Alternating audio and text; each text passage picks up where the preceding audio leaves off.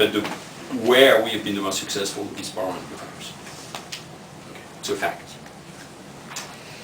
The interesting thing is that because we are science-oriented and not magic-oriented, we are learning from one year to the next one what is really important in power amplifiers.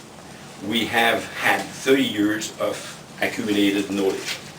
And this is what makes us now difficult to compete with, because we have more knowledge than anybody else on power amplifiers. When I'm telling people we are the best company doing power amplifiers, they say, oh yes, but it took you 30 years, which is not that glorious. Yes, it took us 30 years to learn. It's not a small piece of cake. It's not something that someone can come with a new power amp and it's better than the others. That's bullshit. Okay, it's a long, long work. So I will give you a few ideas about the domains we have made our research on for power amplifiers. Then ask me all the questions you want, interrupt me any much you want. I'm fine with any question you may have. And we will conclude that by a small memo of all the bullshit which are said about power amps. Because it's a good thing to do, but it's not important. We consider that a power amplifier has two main categories of quality or fault, depending if it's successful or not. The first one being what we call signal deformation, which means something where the signal going through it is damaged. Okay?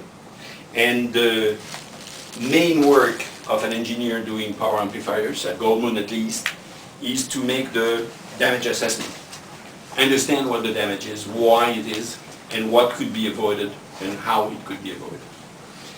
In the damage, I would say there are two main domains. One that has been making Goldmund famous, which is what we call speed. Okay, we have faster amplifiers. Nobody understands what it means.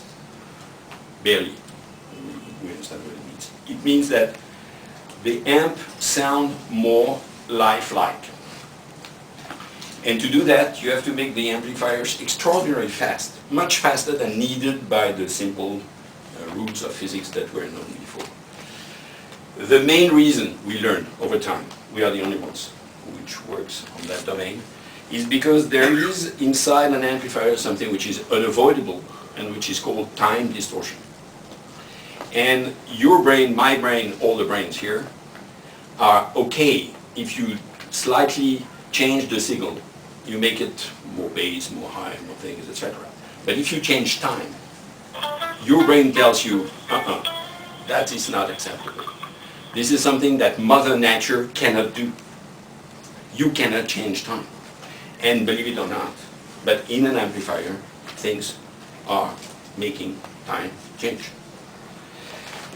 What does that mean? It means that when you enter a signal at low frequency into the amplifier, it goes out after a small delay.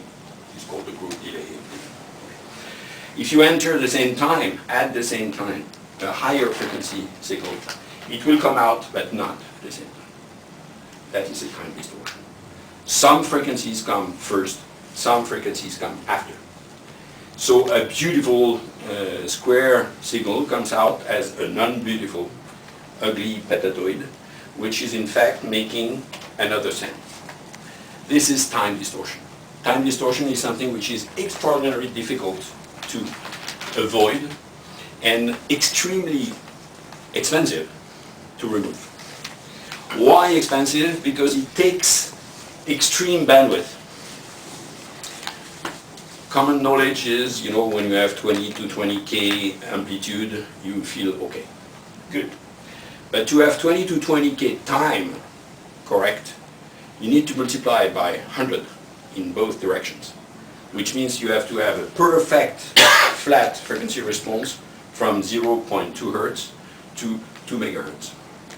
And to make an amp which has power and capable of doing that is far, far more difficult than to make a 20 to 20K. The difference in sound will not be major it will be a kind of thing that make you believe that the amp is not true. If you go to something where there is no time distortion, your brain reacts and say, oh, that's real. And because we are human beings, you know, the real is something far more different than the fake, than just by the small time difference we have noted. So this is extremely critical for making what we call an amplifier, which is lifelike. It makes you feel it's real, and your brain recognizes that. If it has time distortion, your brain say, hey, don't fake me. That doesn't exist. So it's not, it cannot be sounding like real. So that form of distortion is probably where Goldmund has invested the most money and time in developing circuits which have an extremely wide bandwidth. This is the only reason. The bandwidth is useless otherwise. It's in fact damaging a lot of other things. So it's only because we wanted to have it as a perfect time, non-distorted, that we did the very high bandwidth. And Goldmund is famous for 20 years to make the fastest amp in the world, which means that to reach the 2 megahertz at 1000 watts and no distortion is much, much more difficult than 20K. Much, much more. Needs a lot more circuitry, a lot more research, a lot more data. So remember that. Time distortion is what makes it sound lifelike. The second distortion is more subtle, and it's the one that everybody talks about.